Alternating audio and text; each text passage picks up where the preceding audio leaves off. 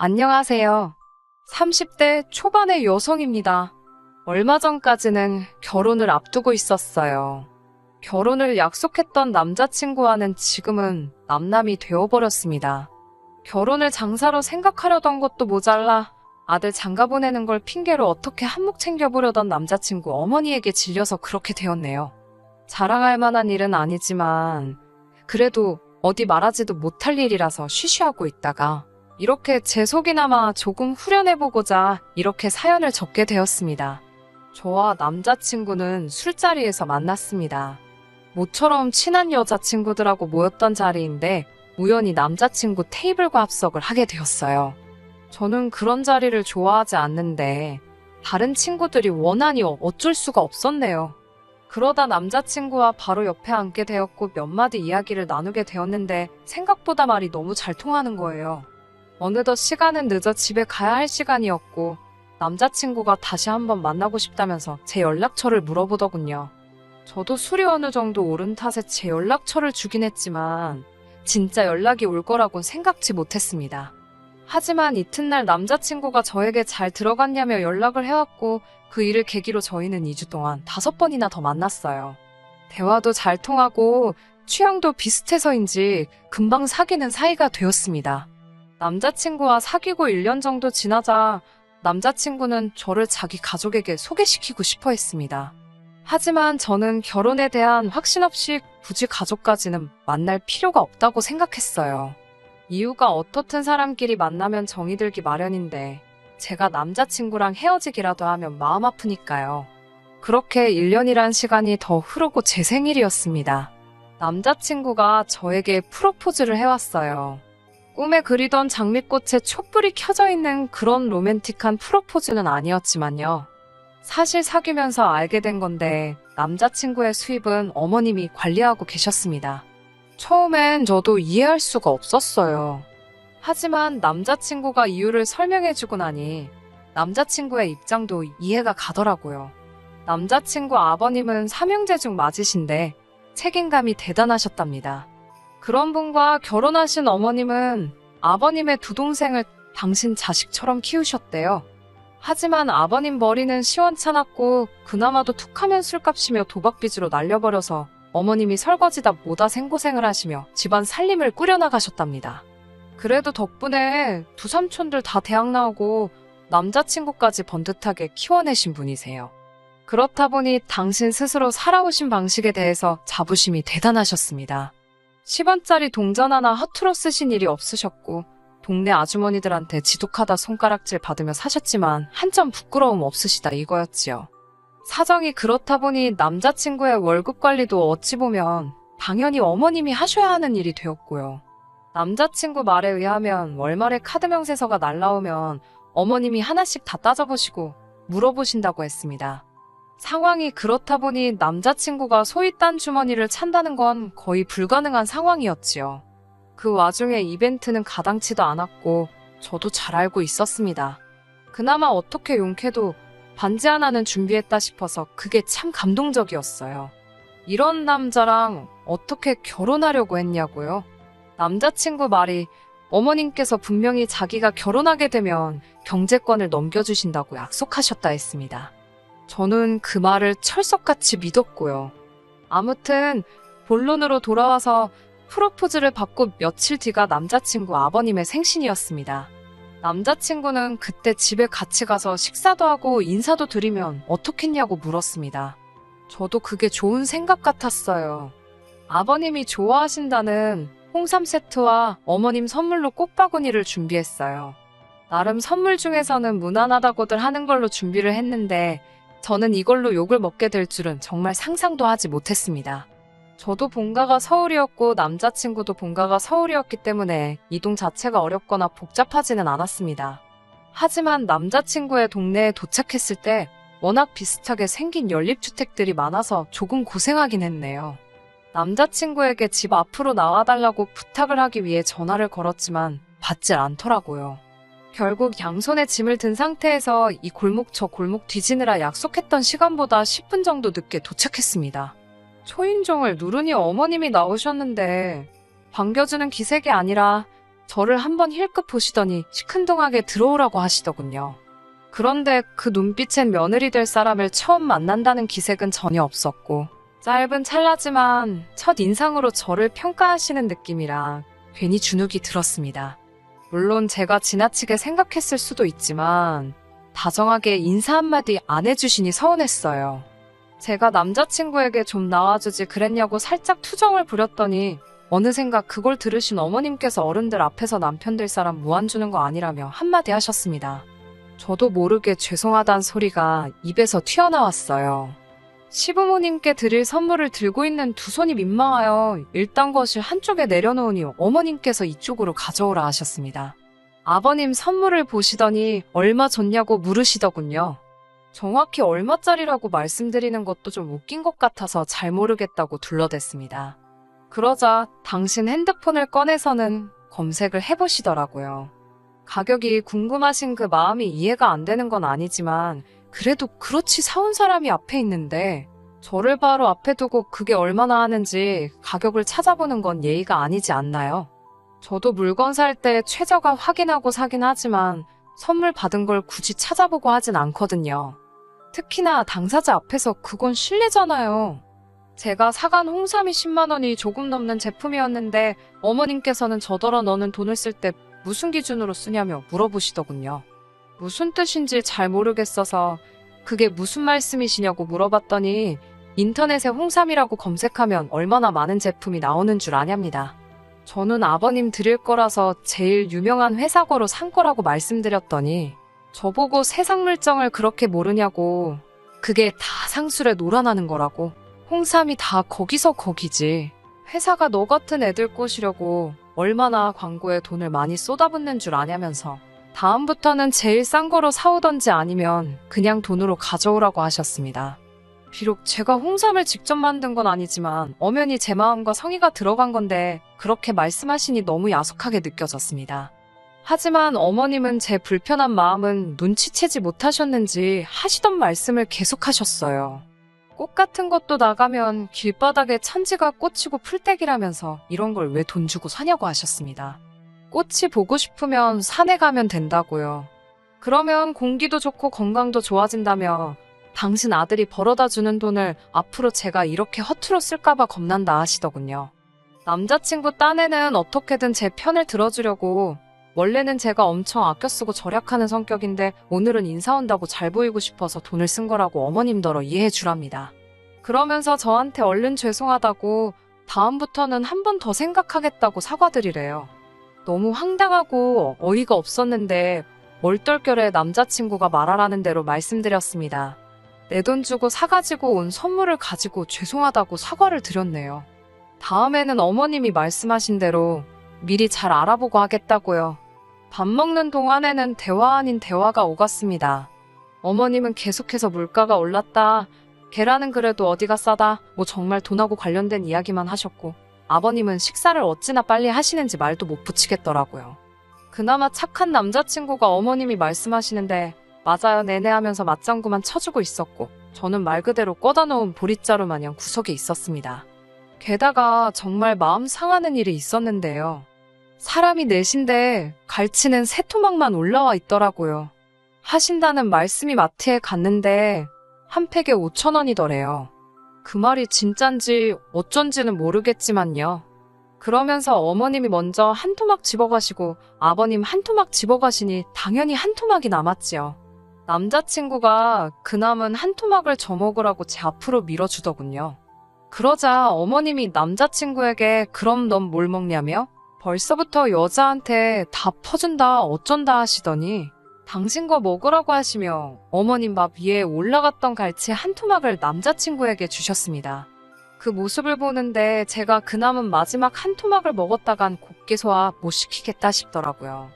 결국 남자친구에게 생선은 잘 못 먹는다고 너나 먹으라고 줘버렸습니다.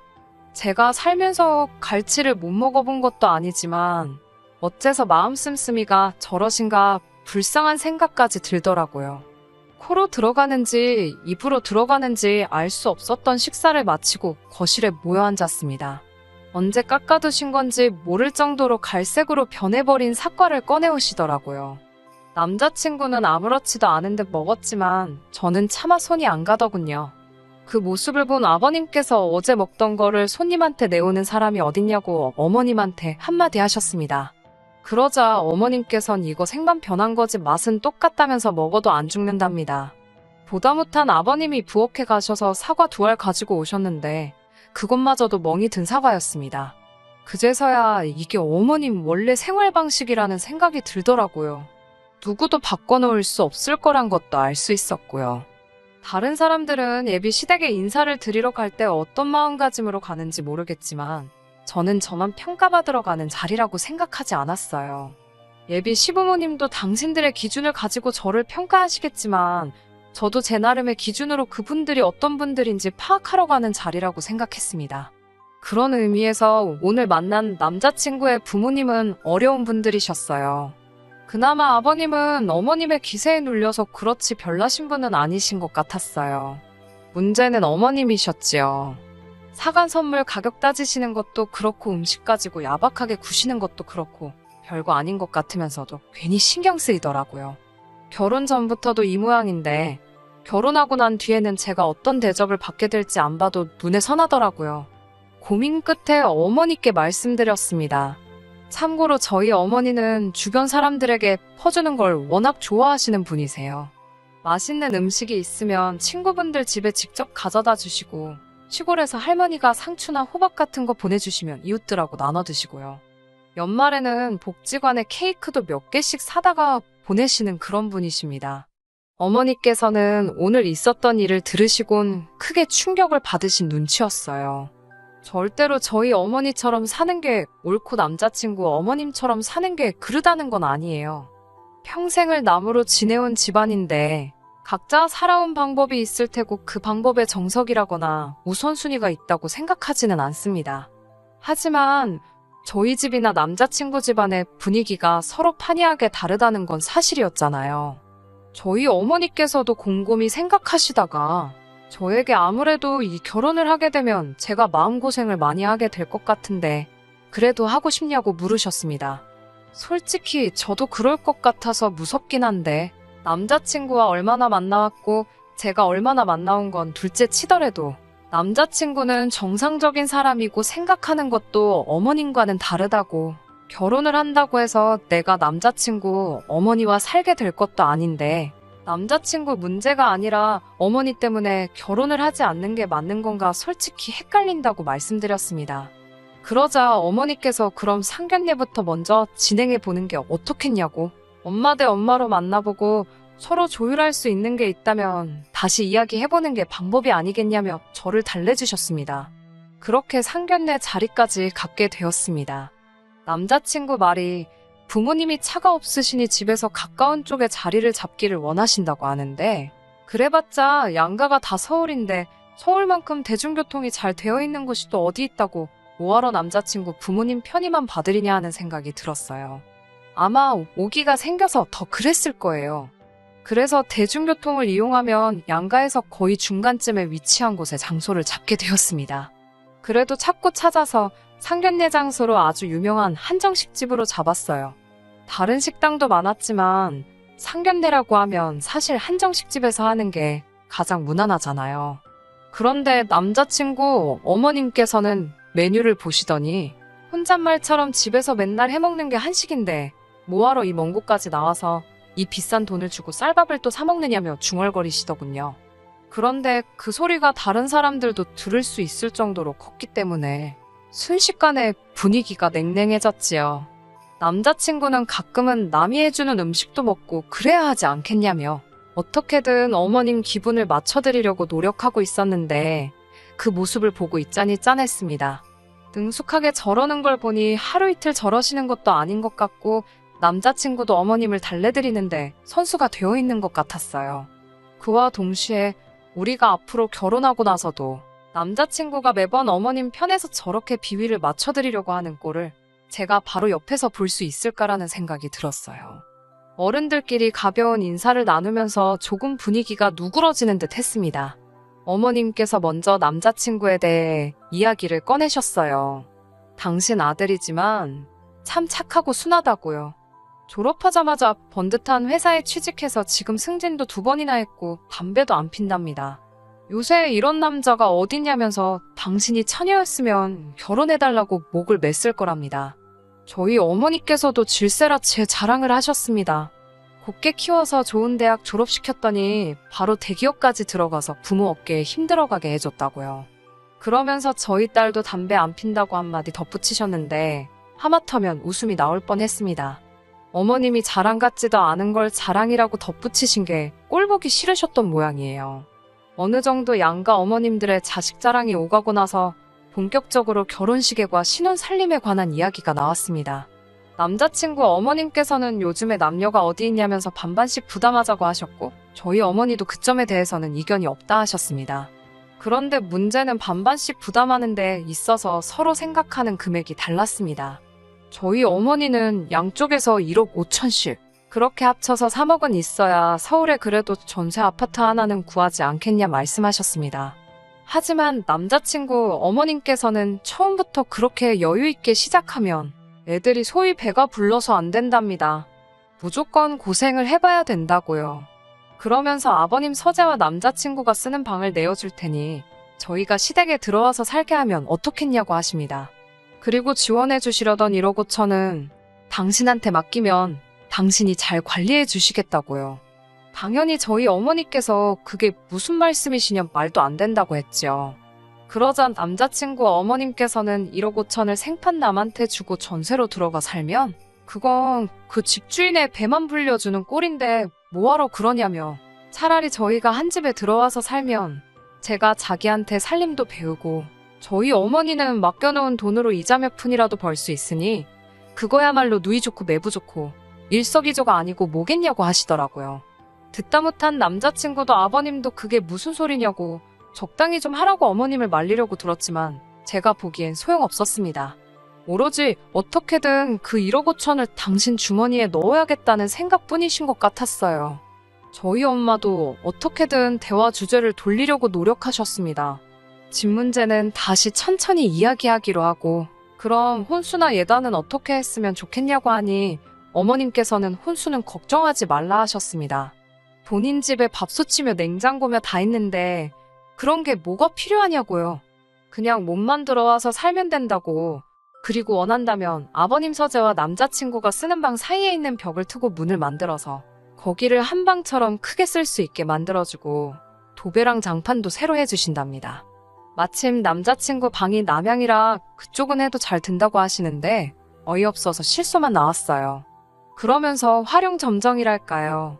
그러니까 혼수랑 예단은 필요가 없고 대신 자기 집에서 저희가 얹혀 살게 되는 거니 앞으로 생활비를 보태는 게 좋겠다고 하시네요. 내 집에 들어와서 사는 거 살갑한다 생각하고 한 달에 생활비로 100만 원씩 내랍니다. 이쯤에서는 어머님이 도대체 돈 계산을 어떻게 하시는지 가늠도 안 되고 이 결혼은 쫑났다 싶더라고요. 완전히 무슨 아들 팔아서 장사하시는 거잖아요. 남자친구는 고개를 푹 떨군 채 한숨만 내쉬고 저도 할 말이 없어서 부모님께 그냥 가자고 했습니다. 저희 부모님도 화가 많이 나신 눈치였지만 제 남자친구 입장도 있고 하니 더는 말씀 안 하시고 저희 아버지께서 이 결혼은 좀 더 생각해봐야겠다고 마무리를 지으려고 하셨어요.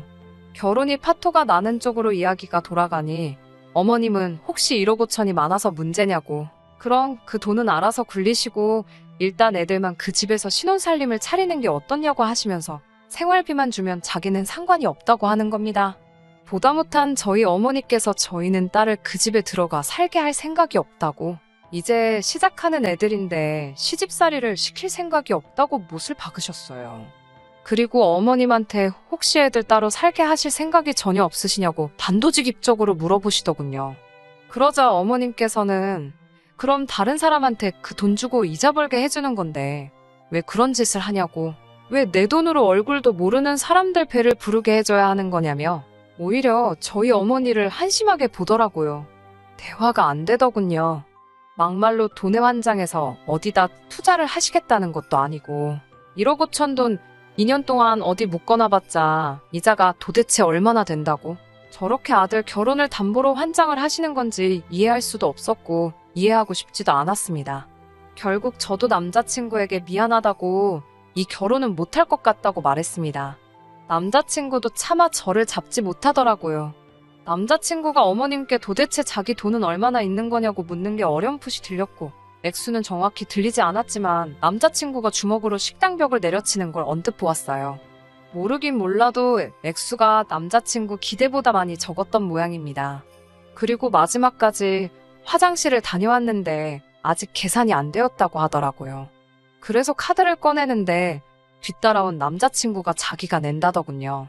남자친구의 손등엔 피도 좀 나고 벌겋게 부어 있었어요. 순간 그 손을 보고 벙쪄 있는데 어디선가 어머님이 나타나셔서는 남자친구를 저지하시더니 저더러 계산을 하라 하시더군요. 식당 예약을 제가 했고 자기는 저 때문에 먹고 싶지도 않은 걸 먹어야 했으니 돈은 저희가 내는 게 맞다면서요. 남자친구가 어머님을 향해 도대체 왜 그러시냐며 소리를 질러댔고 저희는 식당 직원 앞에서 너무 쪽팔려서 죽는 줄 알았습니다. 그리고 며칠 동안 남자친구로부터 연락이 없었습니다. 저도 어떻게 도와줄 수 있는 일이 아니라서 먼저 연락하지 못했습니다. 결혼은 현실이라잖아요. 결국 한참이 지나서야 남자친구한테 연락이 오긴 왔네요. 자기가 정말 미안하고 사과를 해왔습니다. 다시 시작하자는 말을 하면 어쩌나 했는데 다행스럽게 그런 말을 꺼내진 않더라고요. 그날 어머님하고 무슨 말을 했길래 그렇게 화가 나 있던 거냐 물어봤더니 여지껏 남자친구 돈을 관리해준다며 가져가셨던 돈이 얼마인지 물었는데 그 돈이 4천만 원밖에 없다고 하시더래요. 남자친구의 계산이면 1억 5천까지는 턱없이 부족해도 여태까지 보내드린 돈이면 1억 근처까지는 갔을 거라고 확신을 했었다고 합니다. 그런데 막상 물어보니 남자친구의 예상보다 반도 안 되는 터무니없는 금액이었던 거예요. 그동안 관리해주신다고 가져가신 돈은 다 어쩌시고 그거밖에 없냐고 물어봤더니 어머님은 무슨 소리를 하는 거냐며 그 돈은 다 남자친구가 가져다 쓴 거 아니냐고 우기시더래요. 그런데 정작 그 돈을 어떻게 관리하셨는지 뭐 내역서고 뭐고 하나도 없으니 시시비비를 가릴 수도 없고 남자친구도 답답해 죽을 노릇이랍니다. 대신 이번 사건을 계기로 남자친구는 가족하고 연을 끊었다고 하네요. 남아있는 4천만 원도 도로 다 가져왔다고 하고요. 미련이 남은 건 아니지만 혹시나 자기가 돈을 많이 모아서 다시 한번 제 앞에 설 수 있는 상황이 되면 그때 자기를 다시 만나줄 수 있냐고 물어보더라고요. 안쓰럽게 말하는 남자친구 모습에 마음이 아프긴 했지만 제가 어떻게 해줄 수 없는 일이라는 건 누구보다 잘 알고 있었어요. 당장 지금은 연을 끊었다고 할지는 몰라도 부모님과 어떻게 무자르듯 연을 그렇게 쉽게 끊어버리겠어요? 그래서 그냥 앞으로 서로 좋은 사람을 만날 수 있게 기도하자고 했어요. 남자친구도 저보다 좋은 사람을 만날 것이고 저도 남자친구보다 더 좋은 사람을 만날 수 있도록 말이에요. 남자친구도 제 말이 무슨 뜻인지 알았는지 더 길게 이야기하지는 않더라고요. 당분간은 그저 아무 일도 없었던 것처럼 지내고 앞으로 있을 새로운 인연을 준비해 보려고 합니다. 끝까지 들어주셔서 감사합니다. 오늘의 사연은 여기까지입니다. 구독과 좋아요, 알람 설정 부탁드리고 더 좋은 사연으로 다시 찾아뵙겠습니다. 감사합니다.